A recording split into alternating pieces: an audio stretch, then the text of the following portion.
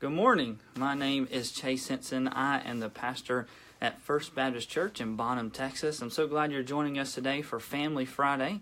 Family Friday is a weekly installment that we do where we talk about things relating to family life, whether that's raising kids, our relationships. Today we're going to be talking about the best way to ruin an apology, and of course, hopefully the best way not to do that as well. So last week I talked to you about helping our children learn to be problem solvers, and as this is part of helping them learn to be resilient in a world filled with difficulty, today I want to talk to you about a kind of an extension of one of the concepts I mentioned last week, and that is learning to take responsibility for whatever ways we have contributed to a situation, to a conflict. And so today that's what we're going to talk about, right? Because any aspect of problem solving is learning to be a peacemaker as well. Owning and admitting our wrong in any situation is necessary to bringing that conflict to an appropriate resolution. And most of us, as I said, ruin our apologies, our admission, our confession of guilt by just using a few simple words. And so I want to help us today to learn how to do that better so that we don't fall into the same kind of traps. Now, as I said, apologies are really supposed to be about our confession of guilt and our owning of our responsibility that we've contributed to a situation, right? Actually saying, this is where I am wrong. This is what I've done. This is how I've sinned. This is how I've, done something that's hurt you or made things worse or something like this. So really, the best way to ruin any apology is to use words that shift blame or excuse guilt. And so there's a lot of ways that we do this. In fact, Tony Evans once said that if a confession contains if, it ain't a confession. In other words, if I include some sort of conditional word into my apology to someone I have conflict with, then I've just shifted the blame or excused myself and therefore ruined the whole apology. So true apologies require honesty about what I did, often in specifics. In fact, I think later in the next few weeks I'm going to talk a little bit more about some of these concepts as well. So honesty about what I've actually done, and then unconditional admission of whatever wrong I've committed. So I'm going to try to give you a few examples today about the ways in which we ruin apologies, as I said, with a few simple, short words that we often don't realize that we're doing. Now, perhaps in some subconscious way we do, but we don't think about it with as much intentionality as we probably should. So, if is a terrible, terrible word to use in apology. A couple of words that go along with this are maybe or perhaps, right? These are kind of interchangeable in this way. So, let me give you a few examples and you consider these. I'm sorry if I hurt you. Or I'm sorry if I've done something to upset you. Or perhaps I was wrong. Or maybe I could have tried harder. Right? As you listen to those things, you probably recognize that there's something a little bit wrong with using those words in apology because it shifts the blame away from myself. So think about what I'm really saying when I use words like if, maybe, perhaps. What I'm really saying is, it's obvious that you're upset about something. I don't really believe that I have done anything wrong, and if I have, it's really not that big a deal anyway. So, I'm going to give you a token apology to get you off my back because I'm tired of talking about this, and since I haven't really done anything wrong, I certainly don't know what to do differently next time, so don't expect me to change anything. It will only be a matter of time before I upset you again, and we'll go through this whole charade again.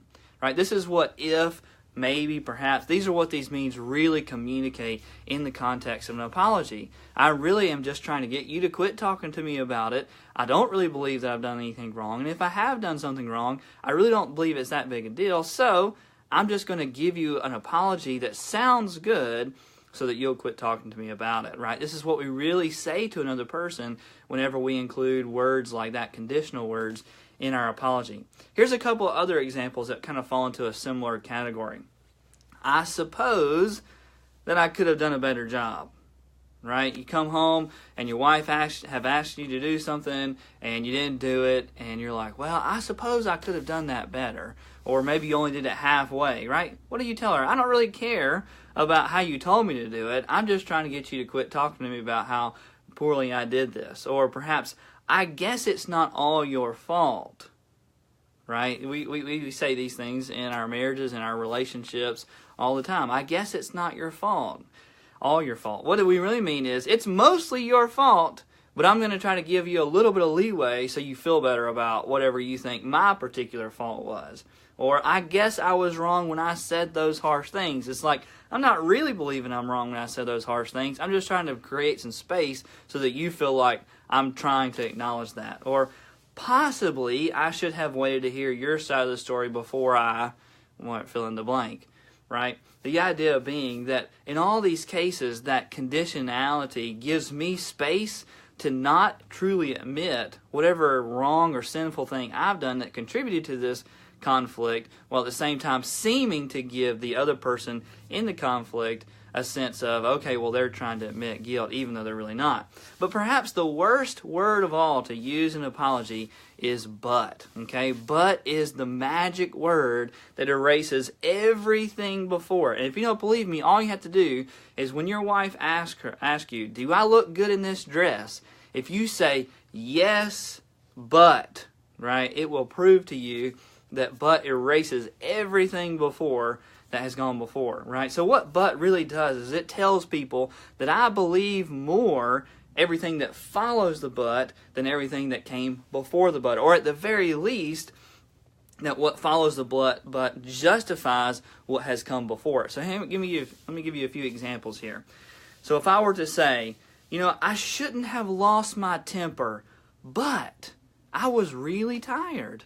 What does that mean? It doesn't matter that I lost my temper, because my tiredness justifies the losing of my temper. Or, I'm sorry that I hurt your feelings, but you really upset me. What does that mean? That means that your actions justified my actions. So my lashing back at you, no matter what you've done to me, has no meaning. It doesn't matter because you started it, right? You remember this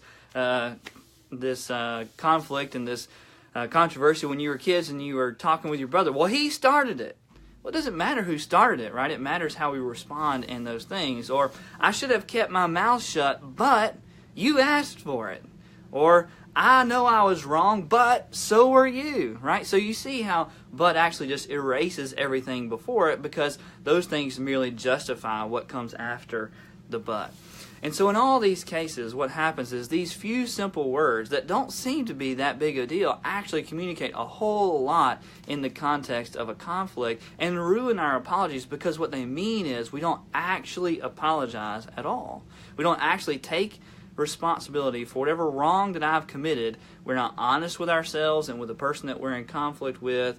We're not unconditionally accepting whatever part that I've played in the nature of this conflict and its development or its perpetuation. Because sometimes, right, we really don't start the conflict, but how we respond may continue to make it worse.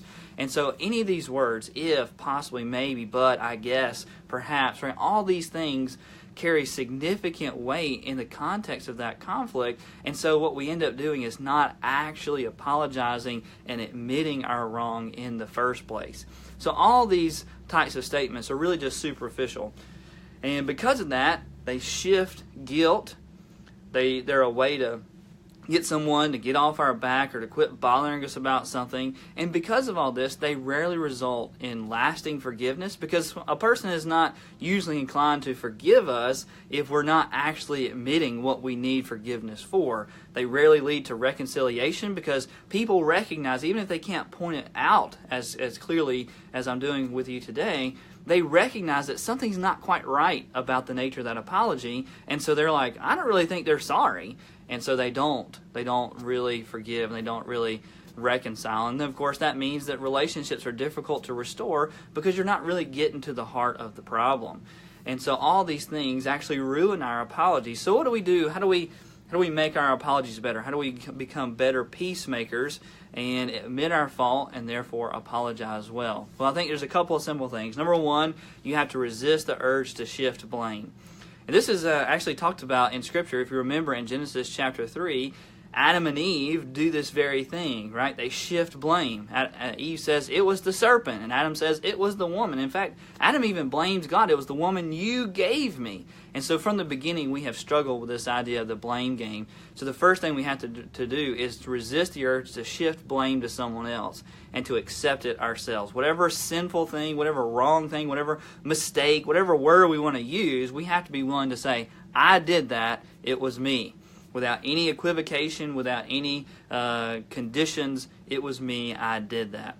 The second thing is I need to strike words that shift blame from my apology vocabulary. So in the midst of an apology, I'm not going to use the words but, if, perhaps, maybe, I guess, and whatever other words we might come up with that do that, that shift the blame away from us. Because if we're willing to admit our guilt, then we've got to be willing to put those things away. And it may be that you have to really pray and as you're doing devotions or something like this, write down, what are the words that I say that I usually use to shift blame?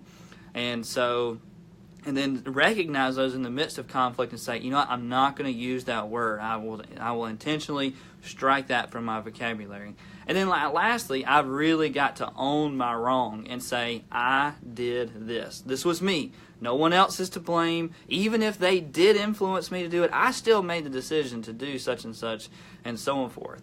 And so the best way to ruin an apology is to use these words that shift blame. And the best way to make a good apology is to just honestly admit what I really did wrong. This is one of the key steps to peacemaking. Over the next few weeks, I'm going to try to guide us through a few other ideas. And I'm going to draw most of these things from this book. It's an excellent book by Ken Sande. It's called The Peacemaker. They have a couple of different versions. There's one for families that talks about its application to marriage. They have one called The Young Peacemaker, which is really designed to help children. And so as we go through these things, I'm going to reference a few things. And he actually talks about this concept that I'm speaking to you today in the book. So if you're inclined, maybe pick that book up. Lifeway, Amazon, any of those places should have it or be able to order it for you. Well, thank you so much for taking a few moments to watch our Family Friday today. Do me a favor and share our feed. This is super helpful to helping us reach a larger audience and helping people in their relationships and their families. If you happen to be in Bonham, join us this weekend, 9:30 for Sunday school, 10:45 for church. You can find all the information you need about that on our website and our Facebook page. And, of course, we appreciate you taking some time to apply this to yourself and to your own lives as well. Until next week, I hope the Lord blesses you in many ways, and we'll see you soon.